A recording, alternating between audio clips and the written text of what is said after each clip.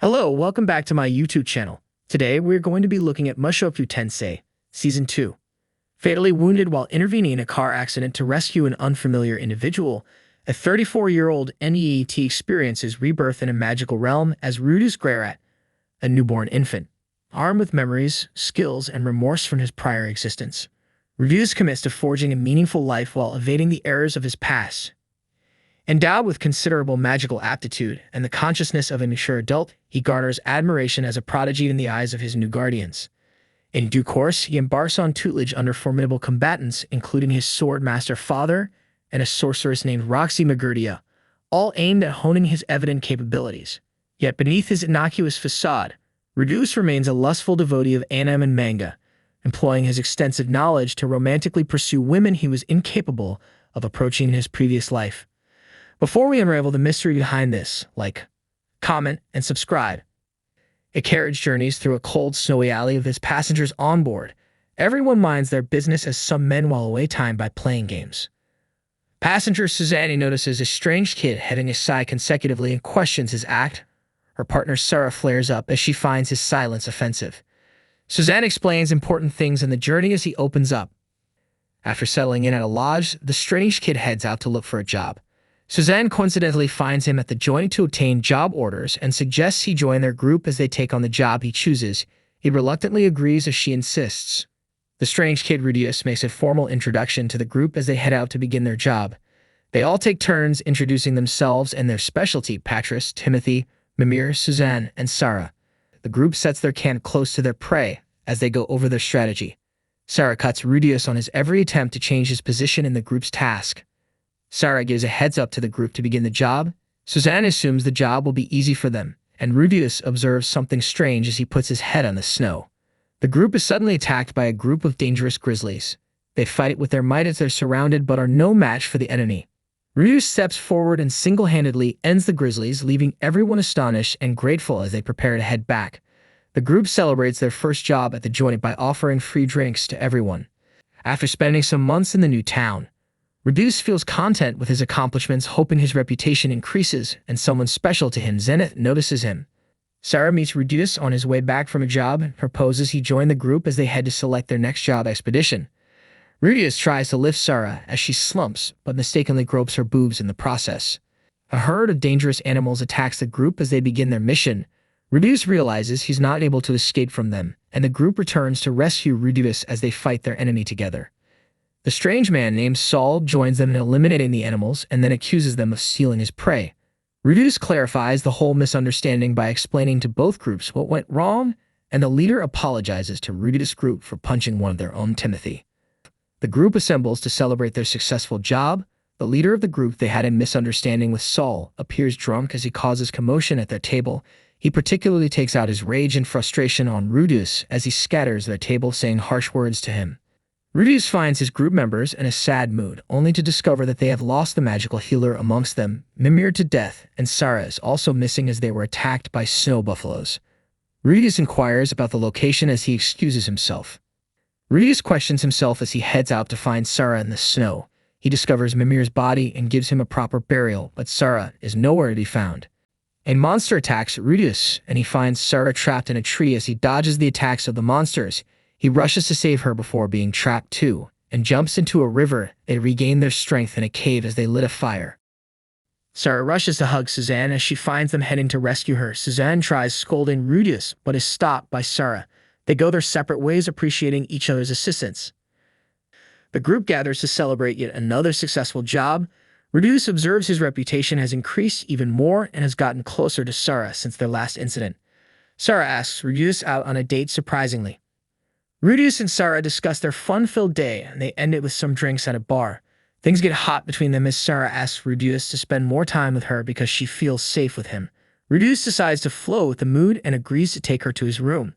They head back to Rudeus' room as they continue with their rendezvous, but something strange occurs as he touches her body softly. His body wasn't giving the required signals it should give by getting him in the mood even more. It was just still and unresponsive.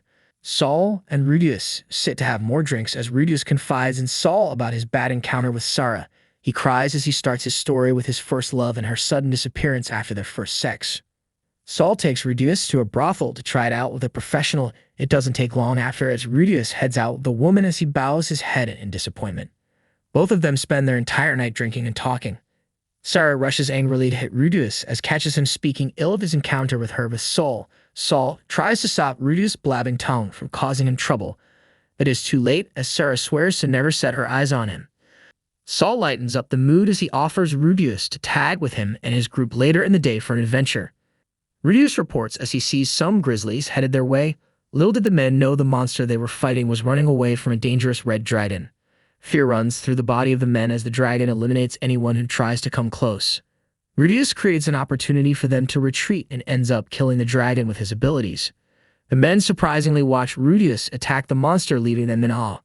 While having a meal at a bar, a strange lady makes an acquaintance with Rudeus as she lustfully stares at his body. The lady Eleanor introduces herself as a friend of Rudeus' master Roxy, informing him of her business with him. He finally discovers Zenith's location but realizes it's very far from his current location. Rudeus investigates the genuinity of a letter received from Eleanor from a famous university where his master Roxy schooled. Rudeus finds himself in an illusion of the strange being who instructs him to take up the University of Magic offer and make certain research and in exchange will get his manly potency. Rudeus bids farewell to Saul and the party as he sets out to the kingdom of Renault for his studies. Rudeus and Eleanor finally arrive at the university. Genius, a teacher at the university, welcomes Rudeus as he instructs him to take a test before official enrollment.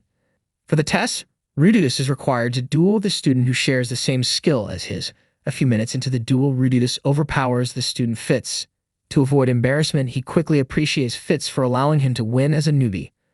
After the president of the student council, Princess Ariel, gives a welcoming speech, Rudeus heads to find his class. Surprisingly, an old pupil of his Zenobo welcomes him in astonishment, and he makes acquaintance with the rest of Lignette Persena and Cliff, a magician who boasts of his skills while making his introduction. Rudeus finds himself in a large room filled with books for his investigation with no idea where to begin.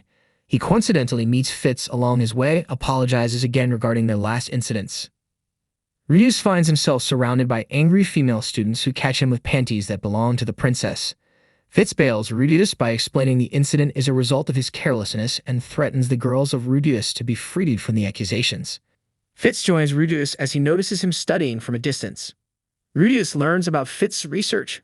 Fitz offers to assist him in his research to make the process easier for him, and Rudeus accepts with much delight. Zanova pesters Rudeus to tutor him on how to make figurines. Rudeus finally accepts his offer, but every attempt to teach Zanova results in futility due to his clumsiness. Rudeus reports it to Fitz during the research in the library. Fitz suggests a solution to Zenoba's problem, and Rudeus informs Fitz of his trial of the solution during their next break. Fitz uses the opportunity to lure Rudeus into inviting him to join his outing with Zenoba. Zenoba, Rudeus, and Fitz embark on their slave hunt in the market.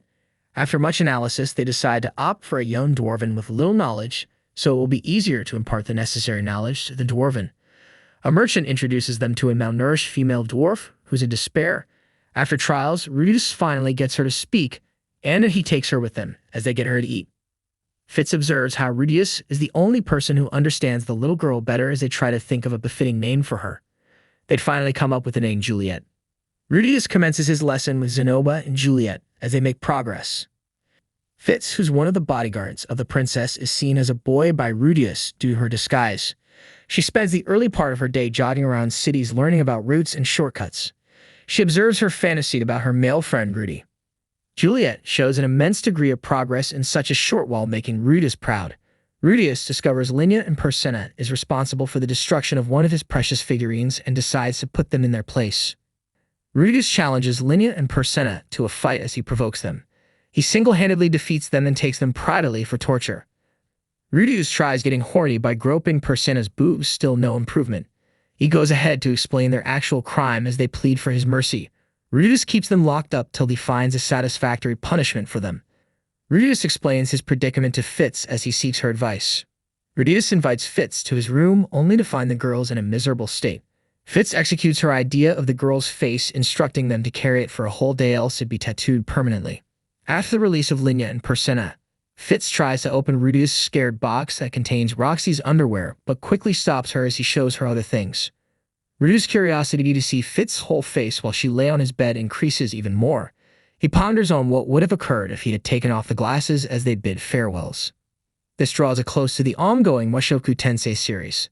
Leave your thoughts and personal opinions in the comments. Don't forget to like and subscribe, and also turn on your notification button.